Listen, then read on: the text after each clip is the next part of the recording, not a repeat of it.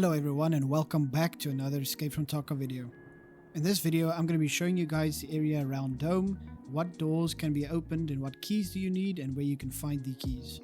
So if you're not sure what Dome is or where Dome is, basically you just have to look for the big white ball kind of building on top of the hill. There's two ways to get to this building, but most direct route is just running straight to it. There is another route which is through the tunnels and past the D2 extract area, or should I say the dreaded D2 extract area. For the purpose of this video, I'm just gonna run straight to it from here. When we get to the top, we'll see the main building with the dome on top, as well as a second smaller building, which is used to go down to the tunnels, and two smaller guard rooms. The first guard room does not require a key and can have some very valuable loot inside it. When you get inside, you will find a PC case, a safe, as well as two rows of filing cabinets, a weapon safe, and a green box on the ground. I'm sure at this point everyone knows what kind of loot can spawn inside a PC case, a safe, or the filing cabinets, as well as the weapon lockers, but be sure to check the little green box on the floor, as good loot can be inside it. It's also worth mentioning on the outside of this room against the wall you'll find a weapon crate from time to time. When we head to the second guard room, we will require the RB-KPRL key. This key can spawn inside jackets and inside filing cabinets. Now, if you don't find the key in raid, you can also buy it off the flea market, but it usually will sell for around 150 rubles to 500,000 rubles, depending at what point in the wipe it is. Now, you might be wondering why this key is so expensive, but when you head inside, you will find three safes. The first one being a little white safe underneath the desk, the second being a bigger black safe on the left of it, then a weapons locker which has no safe, and then a blue weapons locker against the wall over here which has a safe at the top. And to sweeten the deal even more, there are two intelligence folder spawns inside this building. One is on the desk above the little white safe, and the other is right on top of the black safe. Now, if you run reserve a lot, I would recommend getting this key or keeping it if you already have it, because there are quite a few good loot spawns relative to the size of the actual room. And now for the main building. Inside the main building on the floor level, there are a few tech spawns around, so just check them if you can, but our main focus will be on the second floor. Now, when you get onto the second floor, just follow the hallway all the way down until you find the first door that you can interact with, which will be the commander's office. And this door will require the RB-KORL key. This key can also be found in jackets and filing cabinets, or you can buy it on the flea market anywhere from 30,000 rubles to 100,000 rubles. Apparently, according to the wiki, there is also a spawn inside the king building, but if you consider the value of the actual key, it would be just better to buy it from the flea market.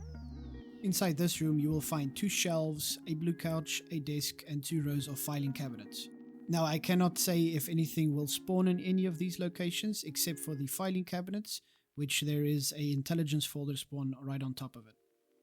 Overall, it's not such a great room, so I wouldn't recommend keeping it.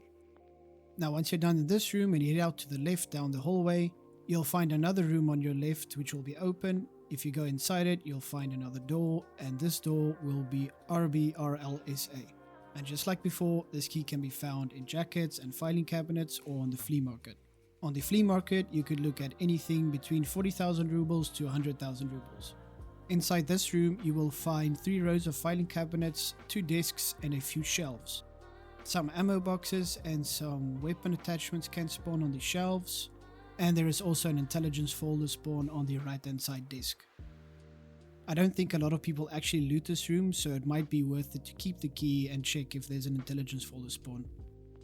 Now, when you're done inside this room, you want to go back all the way to the hallway and make a left, and then you'll find a door.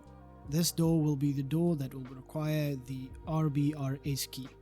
This key can also spawn inside jackets and filing cabinets, or you can just buy it from the flea market.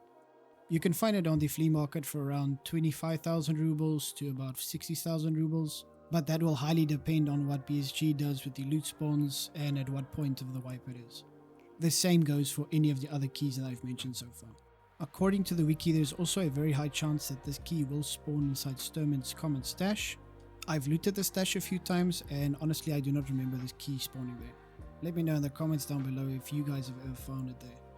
Inside this room are a bunch of loose tech spawns all over the place. I know of one specific one where I've consistently found loot, which was on these green crates over here, but make sure to check every inch of it, as good loot can spawn inside it. Other than that, you'll find a few toolboxes, but you might not find any of them at all.